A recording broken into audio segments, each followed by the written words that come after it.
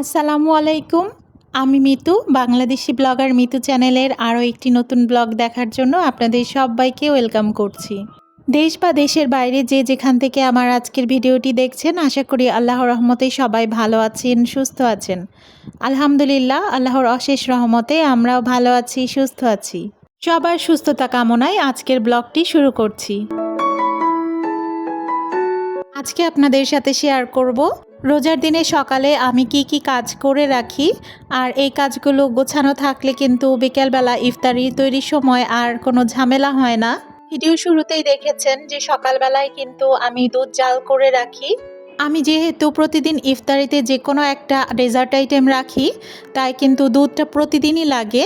আর এই তো গতকাল রাতে কিন্তু আয়নের বাবা তারাবি নামাজ পড়ে আসার সময় বড়ই নিয়ে এসেছিল, শুকনা বড়ই। ওটা কিন্তু রোদে দিয়ে দিয়েছি ভালোভাবে শুকানোর জন্য।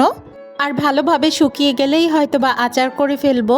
তো সাহারির পরে কিন্তু আর টেবিলটা মোছা হয়নি, এজন্য কিন্তু সকাল সকালেই টেবিলটা মুছে নিচ্ছি। আমার বাসার মেন দরজা দিয়ে ঢুকেই প্রথমেই কিন্তু ডাইনিং টেবিলটা পড়ে। এজন্য কিন্তু আমি সব সময় চেষ্টা করি টেবিলটা একদম পরিষ্কার রাখার, একটুও যেন ময়লা না থাকে। কারণ বাসায় ঢুকেই কিন্তু কেউ এসে আগে ডাইনিং টেবিলটা দেখতে পাবে। আর এমনিতেও আমি কিন্তু সব সময় পরিষ্কার পরিচ্ছন্ন থাকতে খুব বেশি পছন্দ করি।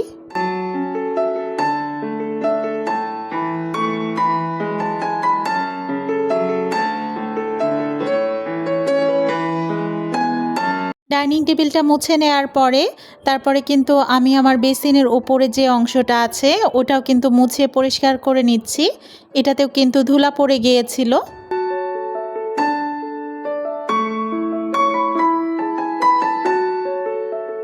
আর এখন কিন্তু আমি পানি দিয়ে আমার বেসিনটা একটু পরিষ্কার করে নিচ্ছি। বেসিনের সাইডের অংশে পানির যে সাদাতে দাগ পড়েছে, ওই দাগগুলো কিন্তু আমি পরিষ্কার করে নিয়েছি। তবে খুব বেশি দাগ পড়েনি, হালকা দাগই পড়েছে। দু একদিন পরে আবার হারপিক দিয়ে ভালোভাবে পরিষ্কার করে নিব।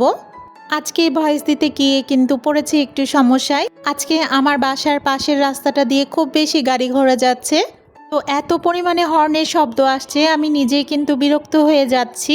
ভিডিওর মধ্যে নয়েজ আসলে হয়তোবা আপনাদেরও বিরক্ত লাগতে পারে, তাই কিন্তু আমি মিউজিক অ্যাড করে দিয়েছি যেন হর্নগুলো শোনা না যায়।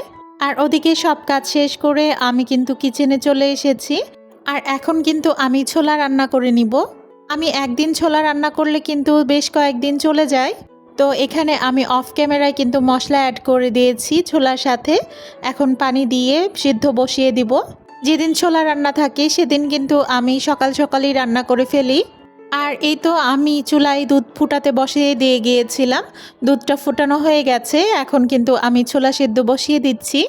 এই যা বকবক করতে করতে কিন্তু আমি আপনাদের কাছ থেকে আজকে একটা লাইক চাইতেই ভুলে গিয়েছি।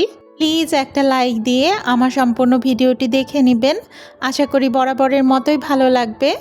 আর আমার ভিডিওটি যদি আপনাদের কাছে সামান্য পরিমাণেও ভালো লেগে যায়, তাহলে অবশ্যই আমার চ্যানেলটিকে সাবস্ক্রাইব করে পাশে থাকা বেল আইকনে প্রেস করে রাখবেন, যেন এই টাইপের ভিডিও আমি আপলোড দেওয়ার সাথে সাথেই আপনাদের কাছে নোটিফিকেশান পৌঁছে যায়, আর আপনারা আপনাদের সময় সুযোগ মতো দেখে নিতে পারেন।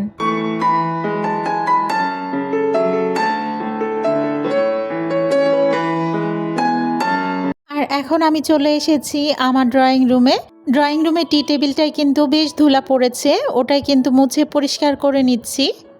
আমার বাসায় প্রচুর পরিমাণে ধুলা পড়ে, এই জন্য কিন্তু আমার কাজটাও অনেক বেড়ে যায়। প্রায় প্রতিদিনই কিন্তু ধুলা পরিষ্কার করতে হয় সব ফার্নিচারের।